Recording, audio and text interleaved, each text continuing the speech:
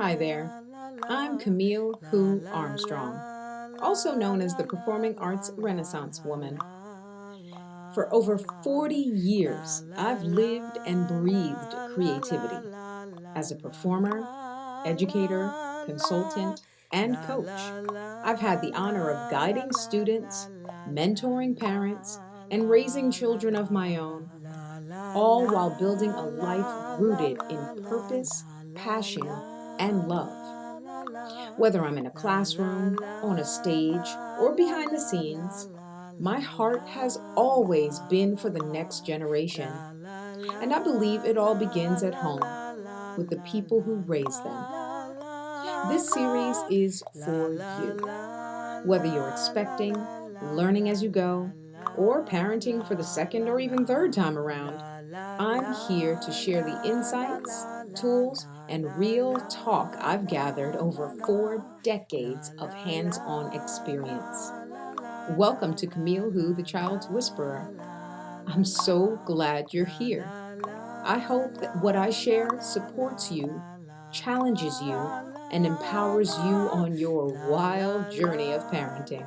Camille Who here.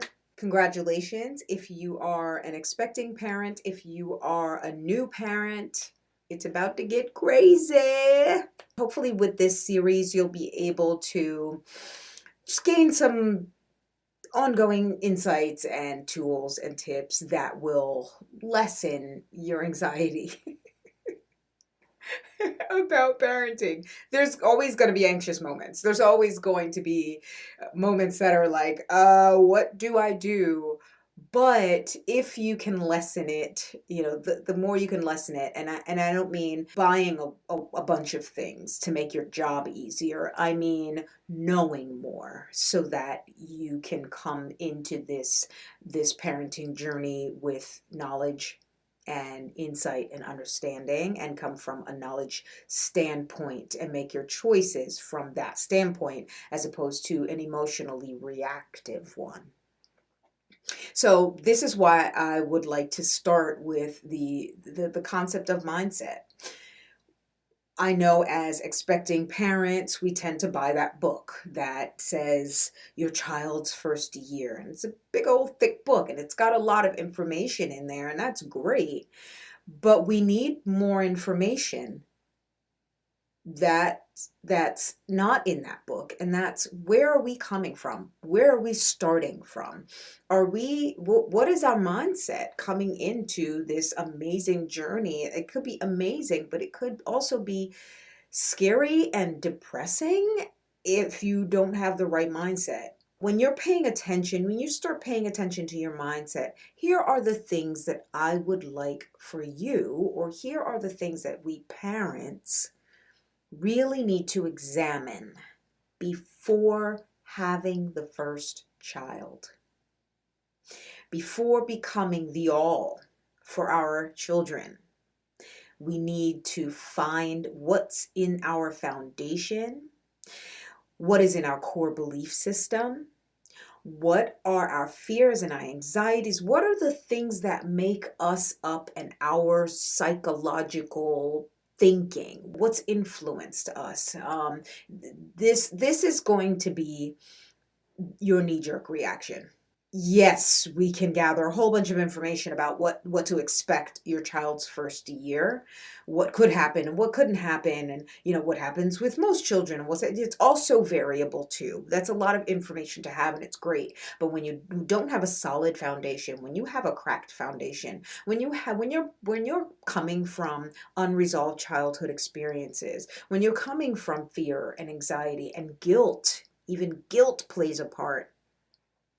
When you're coming from a broken background, a broken home, a broken childhood, these are, as much information as you have, what's going to happen is child comes, go time, you are now in automatic. So this is the reason why I want to address mindset. Now, the first thing I want us to look at is generational habits. Let's take a look at our childhood. Let's take a look at our parents or whoever raised us. What are the things that they did? What are the things that worked? What are the things that didn't work? And what's important for us to do is find out why. This is a good time to ask mom. It's a good time to ask dad. Why didn't this happen? Why did this happen? And why did you choose to do these things? Why did you choose not to do these things? Sometimes, and I have heard, my goodness, I didn't think it was possible because I had such a great mom who really just did the best that she could. I mean, like, she just had a great heart and did the best that she could. Yeah, there were flaws. Absolutely. We all have flaws. But such a genuinely gold-hearted human being that, and very loving of her children, that I actually heard stories. I just didn't know it existed until I heard stories about the nightmarish moms that are out there. And wow. So sometimes that's your parent, and you may not be able to go to them and say, why were you like this with me? In that case, it would help if you, maybe if your parent had close friends. If they had close friends, maybe you could ask them, because sometimes they know things about your parent that your parent wouldn't reveal to you. Maybe there are secrets. Maybe there are things that your parent just doesn't and will never feel comfortable telling you. Close friends, siblings, maybe, those are other loved ones. That's a really good source to get into in order to find these whys out. Why I say that? Because we tend to, if we don't know there's a saying, right? I know you know this saying. Those who do not know their past are doomed to repeat it. It really is true. If you don't know why things happened and things didn't work out very well, we tend to say, I am never going to be like that with my child. But then what does that take? Do we know what that takes? Do we know what we have to do in order to not be like that with our child? And then we tend to try to avoid something and completely go to the opposite end of the spectrum. And we find ourselves with the same problem that we were trying to avoid by not being that other, but by not being a thing. So it's always important to find out a why. There's a story this is just a story I've heard. I don't know, a friend told me about a mom who she before baking a chicken, she would cut off the top part of the chicken, like a whole chicken, right? And she would cut off the top, slice off the breast part of the chicken, like a good chunk of it, and then put it in the oven. And one day her daughter asked, why do you do that, Mom? It's interesting. So the mom's like, well, you know what? I don't know. It's what Mom did. It's what my mom did. So I thought that's how you bake chicken. Okay, let's ask Grandma. So they call Grandma and they ask, Grandma, why do you cut off the chicken, some of the chicken breast before you bake it? Before you put it in the oven. Oh dear, it's what my mother did. So I thought that's how you make baked chicken. So they go to the great grandma and they ask great grandma, why did you cut off the chicken before you put it in the oven? And Grandma simply said, oh, because the chicken was always too big to go into the hot box or the oven. And so I would have to cut off a piece of it in order for it to fit. So the point is, there's these generational habits, and that's not something traumatizing, but yeah, you're wasting food, right? But it's not as traumatizing. Some things can be traumatizing that you're actually repeating and you don't even know that you're repeating. You don't know why you're repeating it. You just think that your mother did it, so you think you do it. That's how you do it. And maybe you love your mother so much and you respect your mother so much you wouldn't want to change a thing, so you just do what you saw her do. Or then there's the fact that, if she didn't do it, your mother wasn't the greatest, or your father wasn't the greatest at fathering, and you want to be the complete opposite, which is you're talking about the difference between, oh my gosh, there's just such a huge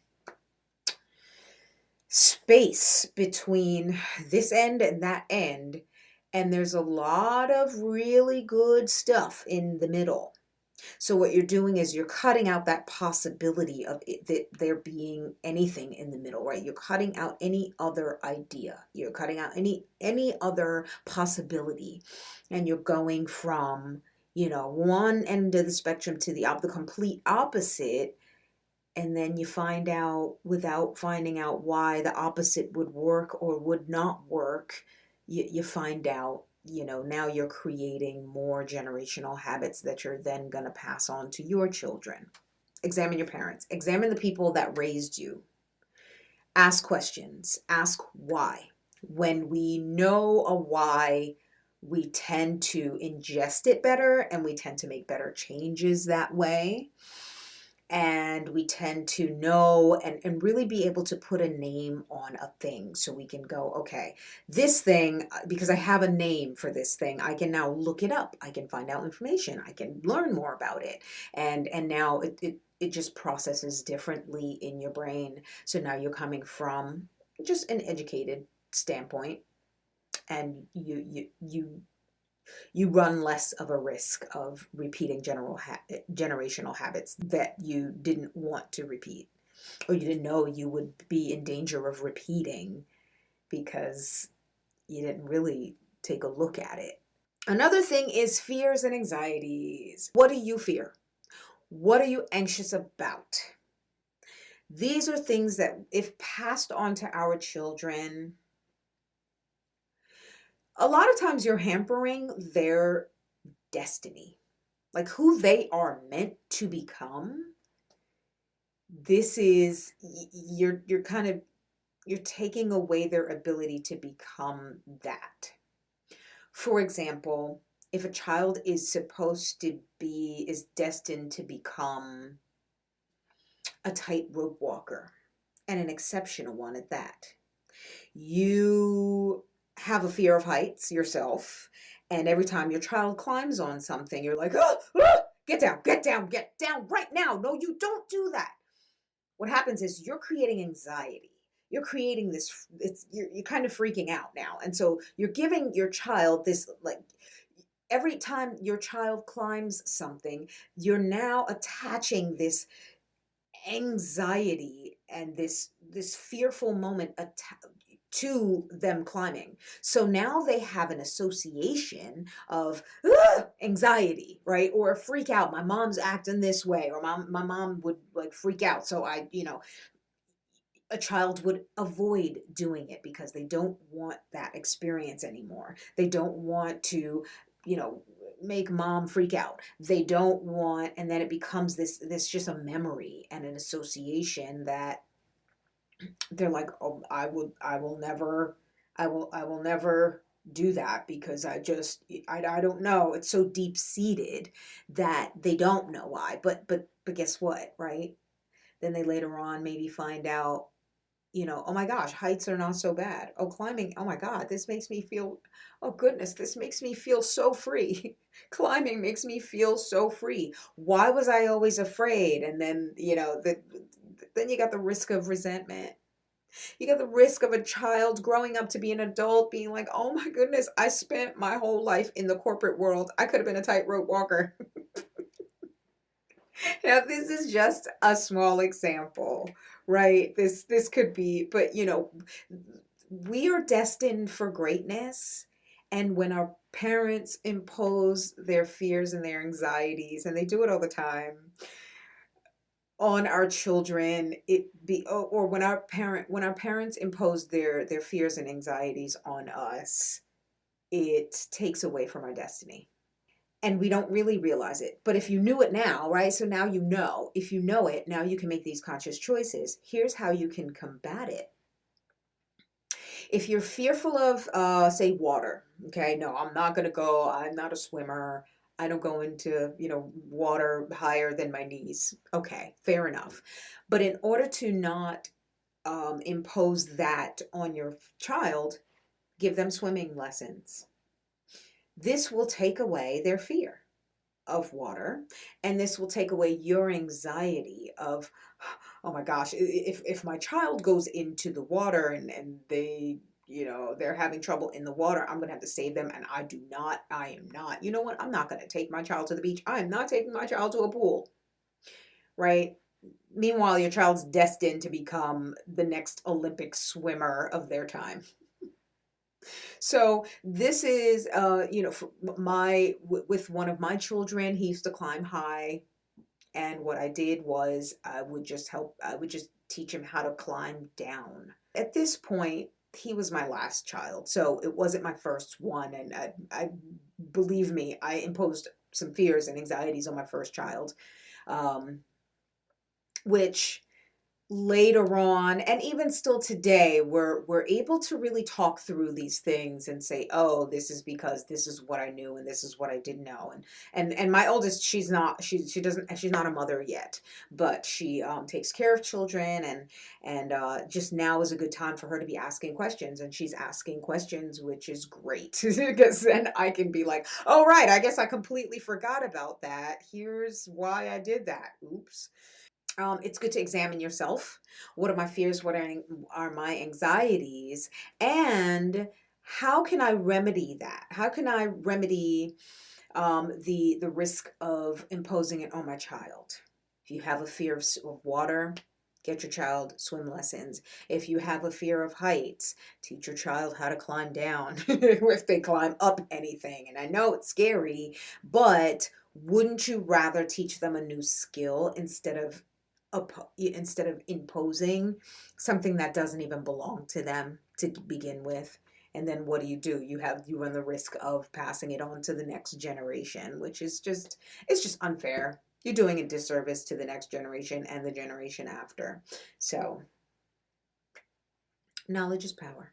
The last thing I'd like you to examine is your family dynamic. What were people's roles? How did you sit in your role as in your family dynamic growing up? Were you the little sister that was picked on? Were you the little sister that had to take care of everyone, that had to grow up too fast? Were you the little brother or the big brother that picked on everyone? Were you the little brother who got picked on? Were you bullied in school? But really, the family dynamic, because that is your core. That's where you start life.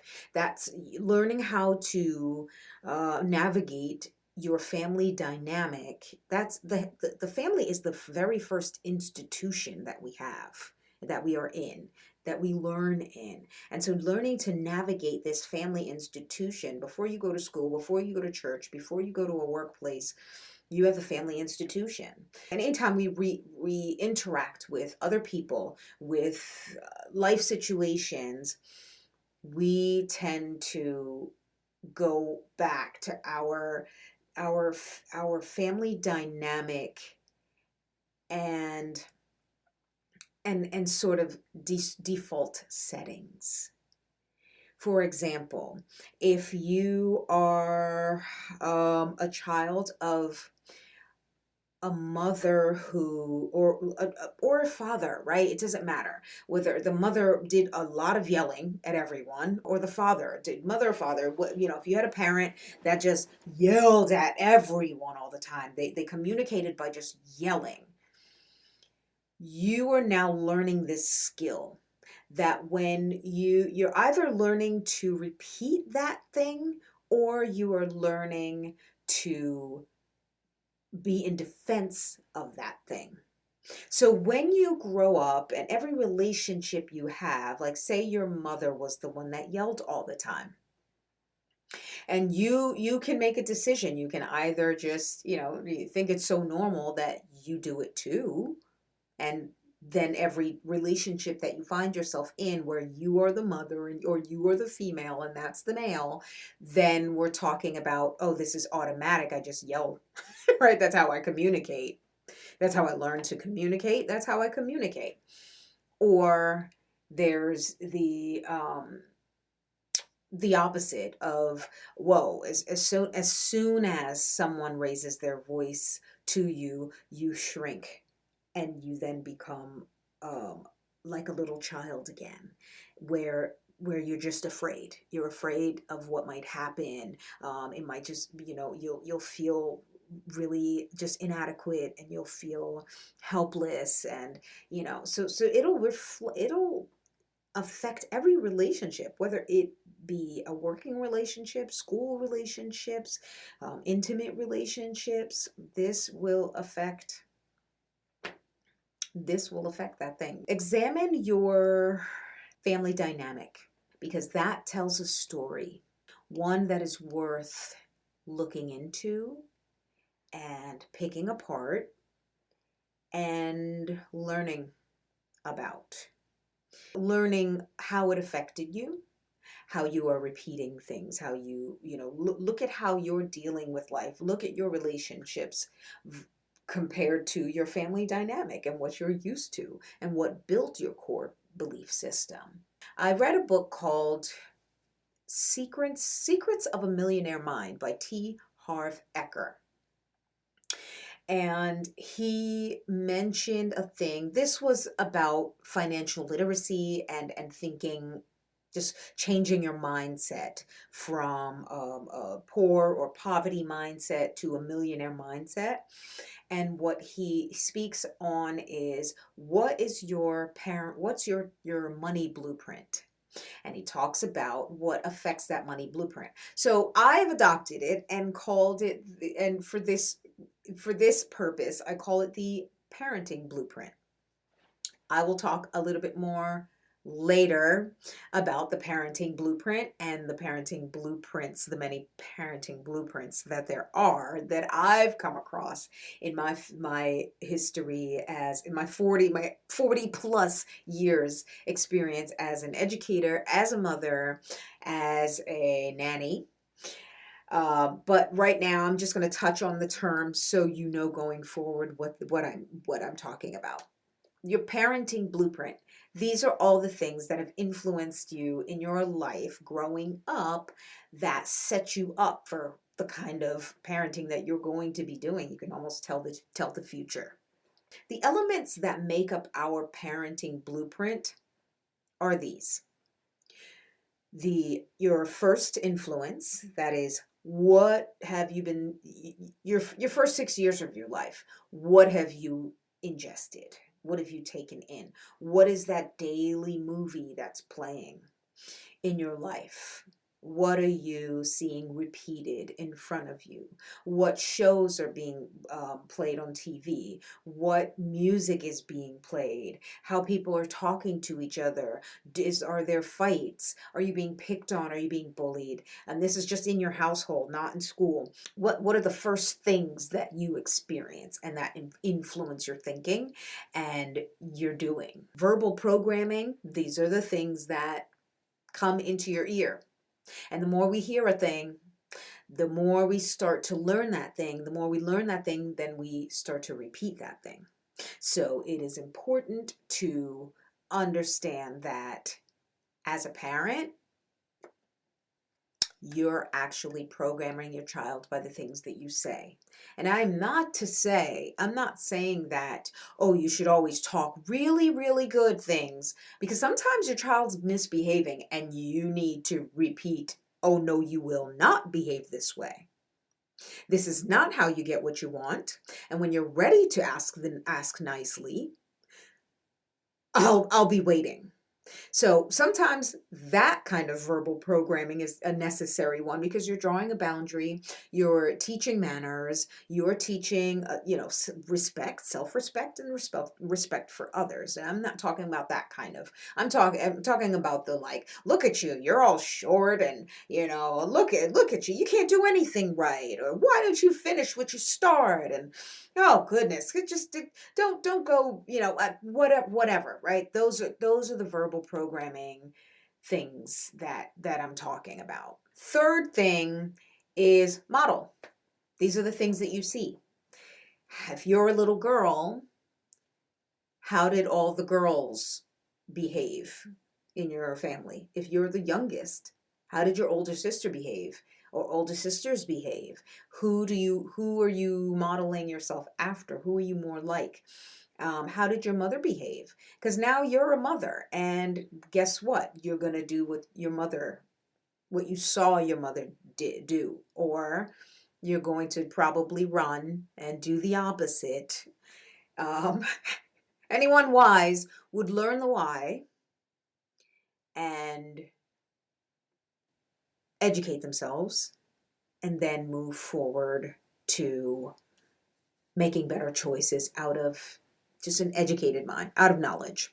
Then there's specific incidents. These are things that you've experienced, just sort of like a one-off-ish, that was so dynamic that it made a difference in your life, that it made you make a choice, that it made you make a choice to either repeat that thing or not repeat that thing, or run the other way, or I am never going to do that, or whatever that it's a change that happens real quick. Sometimes we're talking about a fight you got into, or a fight you never saw your parents get into a fight, and then, oh my gosh, then your parents get into a fight, and that changes everything. Or